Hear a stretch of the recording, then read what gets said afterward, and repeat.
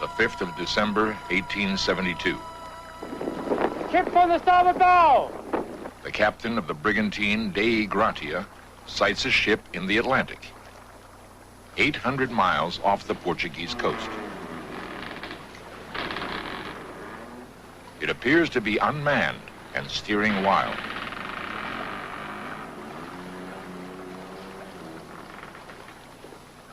Ahoy there! Captain Briggs! Ahoy!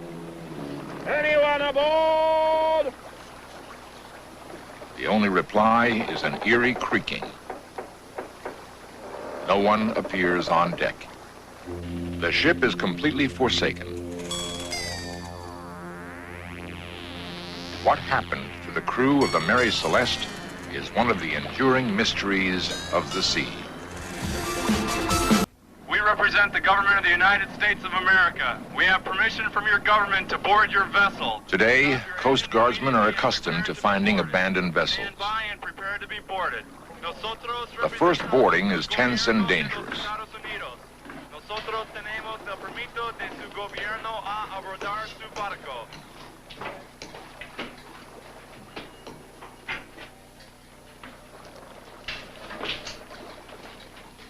Modern abandoned ships usually mean only one thing. They're being used for illegal drug traffic. In the days of the great sailing vessels, however, derelict ships were not so easily explained, and no abandoned vessel has remained as mysterious as the Mary Celeste. Theories abound as to why the Mary Celeste was abandoned. It might have been the result of a prearranged salvage fraud, pirates, mutiny, a burst of deadly marine gas, or even a homicidal maniac, killing the rest of the crew one by one, dumping their bodies, and then committing suicide. To try to unravel the web of intrigue surrounding the Mary Celeste, we must examine a reenactment of that fateful voyage in the winter of 1872.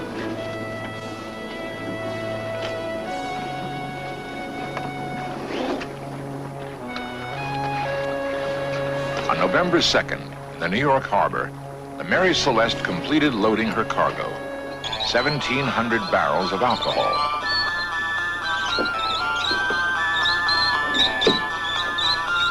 During the loading, 2 of the kegs slipped, damaging the longboat so severely it was put ashore as useless. A replacement could not be found, but the Mary Celeste still carried her yawl on deck.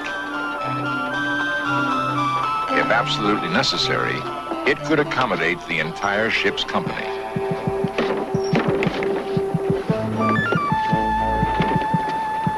The master, Captain Benjamin Spooner Briggs, brought his wife Sarah and 2-year-old daughter Sophia on board for the voyage.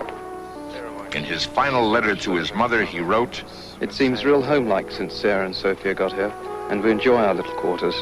Sophia has got over the bad cold she had when she came, and has a first-class appetite for hash and bread and butter. I think the voyage will do her lots of good. Our vessel is in beautiful trim, and I hope we shall have a fine passage." To this, Sarah added, "Benjamin thinks we've got a pretty peaceable crew this time, all round, if they continue as they have begun."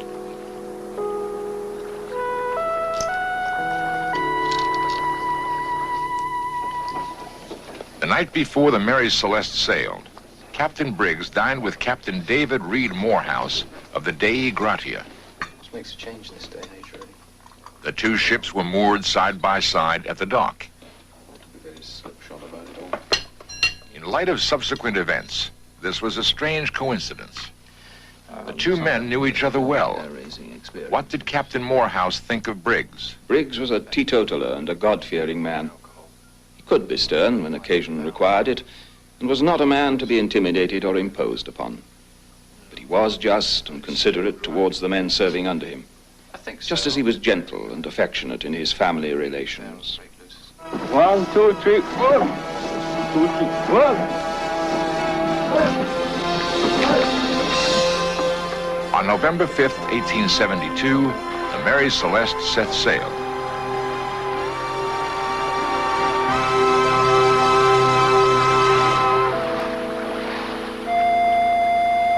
1 month later, she was sighted by the Dei Gratia.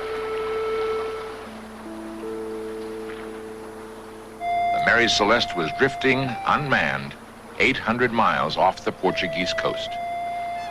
She would be sailed by a skeleton crew from the Dei Gratia to Gibraltar, where the official inquiry was held. At the British Admiralty Court, the proceedings opened with Captain Morehouse's description of his first sighting of the Mary Celeste. I reckon the way the yards were square, she was running before the wind when she was abandoned. It's possible the storm that we met at 4 o'clock that morning might have sent her round had she also met it. First time I saw her, 2 o'clock afternoon, her head was westward. The jib was trimmed on the port side, although she was on a starboard tack. She was yawing, and coming up to the wind then, falling off. I judged something was amiss, and I thought I saw a flag of distress at her yard, but subsequently it turned out to be a flapping sail. By 3 o'clock, we were about 350 yards off. I hailed her, but got no reply, and I couldn't see anyone on deck. So I sent Mr. Devereux, my second mate, over to board her, and in due course he signaled me to come over myself.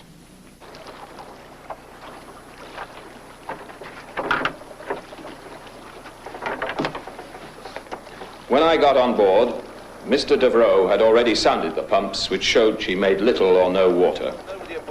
During the next hour, Captain Morehouse would carefully inspect every inch of the ship. The ship was perfectly sound. Her hull, masts, and yards were in good condition. Her cargo, which was barrels of alcohol, was properly stowed and hadn't shifted, but the forehatch had been lifted off. This was only one of the many enigmas Morehouse would encounter.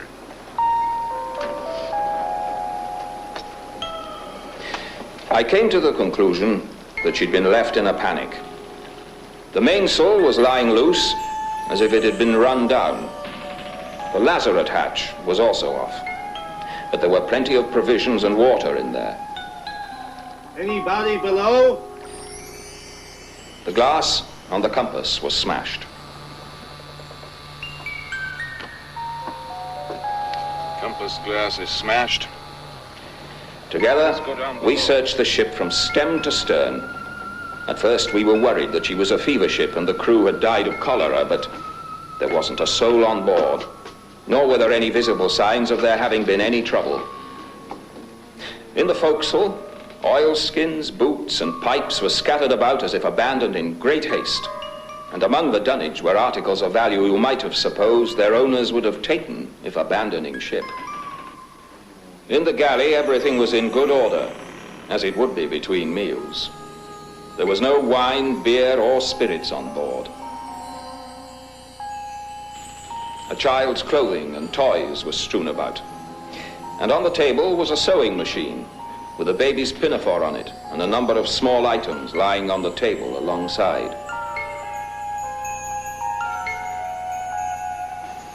There were books and charts, but the chronometers and the ship's log were missing.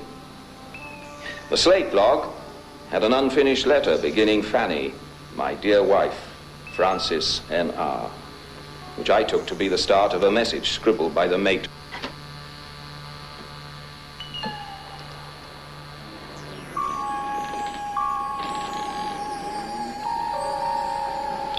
The ship's boat was missing.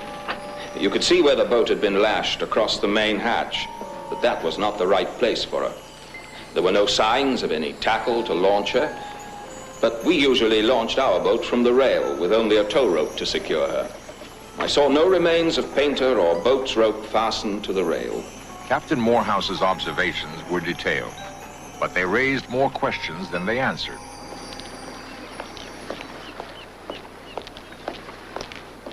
The man responsible for the official inquiry was Mr. Solly Flood, Her Majesty's Advocate General, proctor for the Queen in her Office of Admiralty, and a legal bloodhound.